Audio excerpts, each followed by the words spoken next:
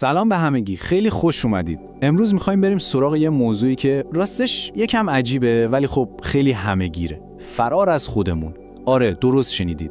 انگار یه بخشایی از وجودمون هست که دلمون نمیخواد باهاشون روبرو بشیم و مدام ازشون دور میشیم.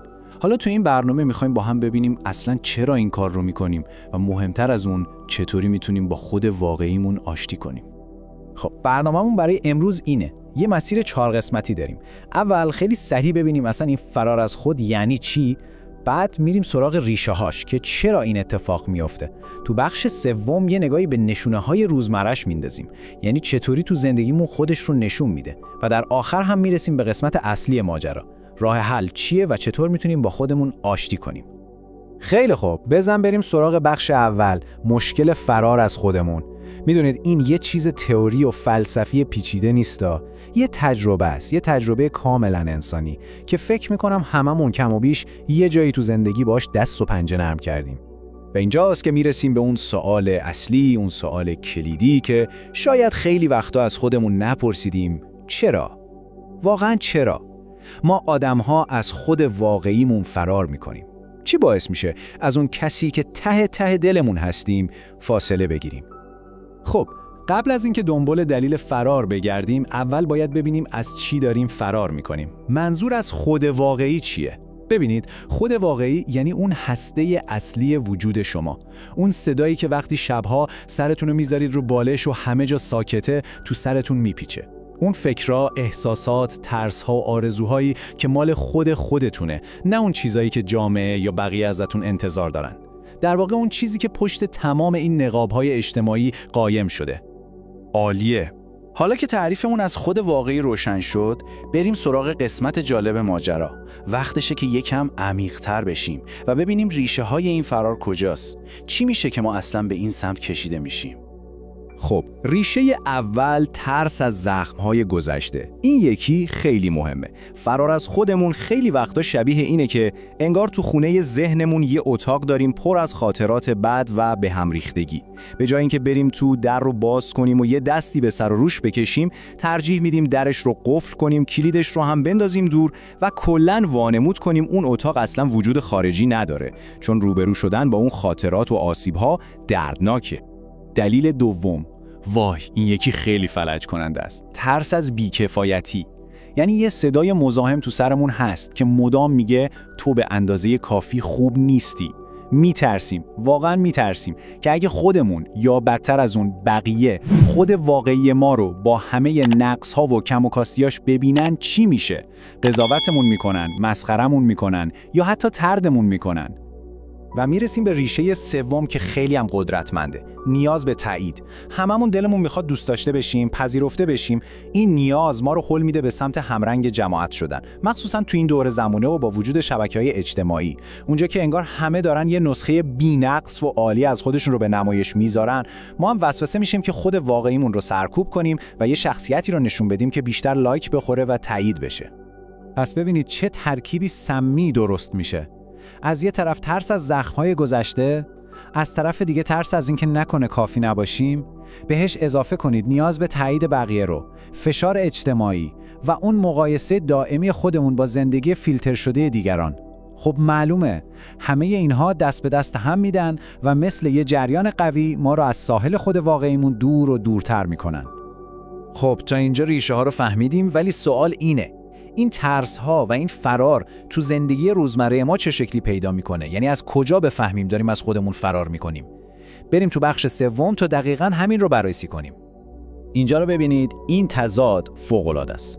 از بیرون ما یه نقابی داریم، مثلا میگیم من همیشه سرم شلوغه، آدم فعالی هستم، ولی اون حس درونی، اون چیزی که به کسی نمیگیم چیه؟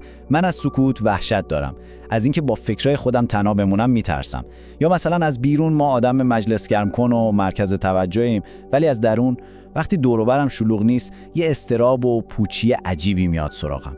این دوگانگی، این داستان خیلی از ماهاست نیست؟ خب حالا چند تا از تاکتیک‌های رایج فرار رو با هم ببینیم. یه جوهایی مثل یه چک لیست میمونه. ببینید کدوماش براتون آشناست.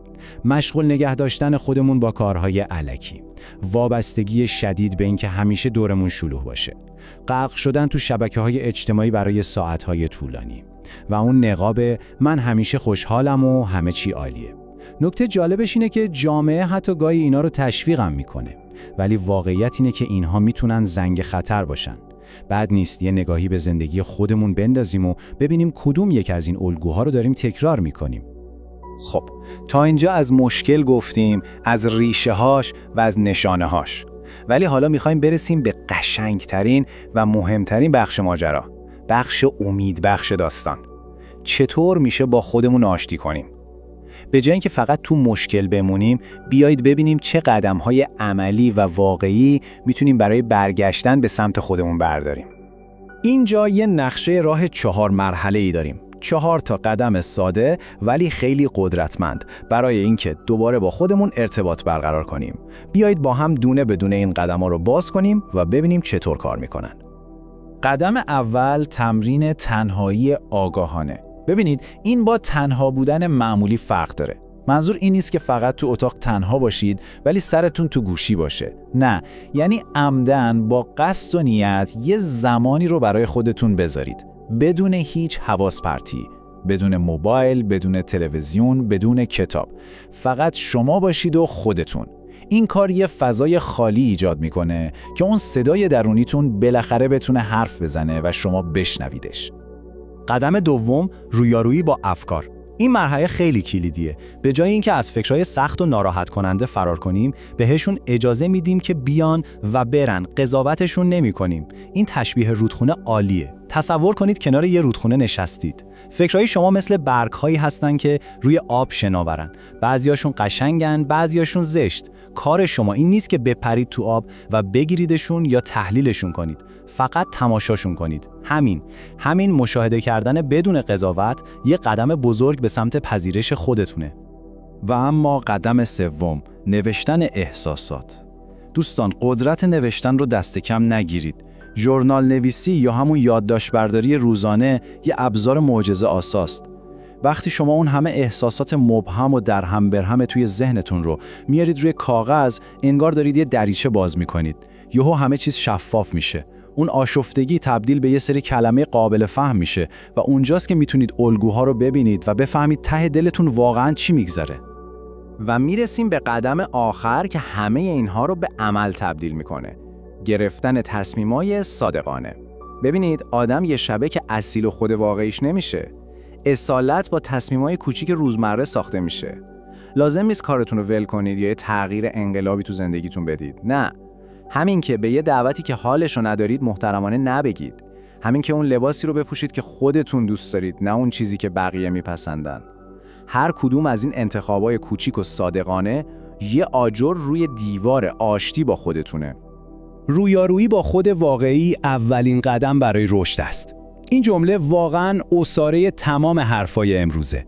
آره، این سفر آسون نیست. شاید سخت باشه، شاید حتی دردناک باشه. اما برای داشتن یه زندگی واقعی، یه زندگی معنادار، یه زندگی اصیل، کاملاً ضروریه. و در آخر میخوام این برنامه رو با یه سوال تموم کنم. یه سوال که فقط و فقط برای خودتونه. با توجه به چیزایی که امروز با هم مرور کردیم، اولین قدم شما، حتی یه قدم خیلی کوچیک، برای آشتی با خودتون چیه؟ امروز میخواید چه کاری انجام بدید که یکم به خود واقعیتون نزدیکتر بشید؟